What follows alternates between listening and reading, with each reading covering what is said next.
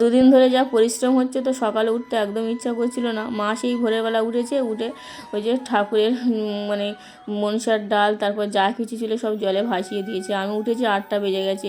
কালকে মেয়ে ওই যে খাওয়ার জন্য খুব কান্নাকাটি করছিল ভাত, তো সকালে উঠে ভাতটা বসিয়ে দিয়েছি। এদিকে গ্যাসটা অন করতে গেছে, দেখি গ্যাসের ওই যে মুখ থেকে শুধু গ্যাস বেরোচ্ছে। দাদাকে ফোন করলাম, দাদা বললো আমি এখন যেতে পারবো না, প্রতিমের জ্বর, তো প্রতিমকে ডাক্তারখানায় নিয়ে যাবে। তো মুখটা খুলে আবার লাগিয়ে দিয়েছি, দেখি এখন ঠিকঠাক চলছে। তো এই যে অনেকটা ফল রয়ে গেছে, তো লেবু 3টে এনেছিল, তার মধ্যে একটা লেবু ওই যে পুজো দেওয়া হচ্ছে আর 2টো আছে, আর আখ তো একদম কাটা হয়নি।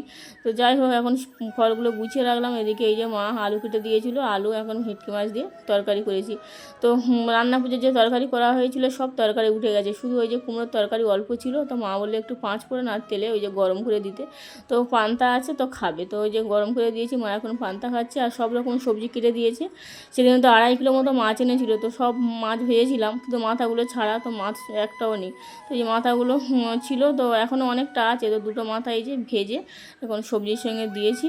আর মেয়ে এখন ঘুম থেকে উঠে বলছে আমি আর ভাত খাবো না, দুধ দাও। কালকে কান্নাকাটি করছিল খাওয়ার জন্য, এখন বলছে আর খাবো না। তো যাই হোক, আমার খুব খিদে পেয়েছিল বলে এই যে এখন একটু সবজি তরকারি নিয়ে ভাত খেয়ে নিয়েছি। মা গেছে স্নান করতে, তো পুজো দিয়ে খাবে। মা ওই ছাদটা ঝাড় দিয়েছে, শুধু সিঁড়িটা বাকি ছিল, তো ওই জন্য আমি ওই সিঁড়িটা এখন এই যে ঝাড় দিয়ে পরিষ্কার করে নিচ্ছি।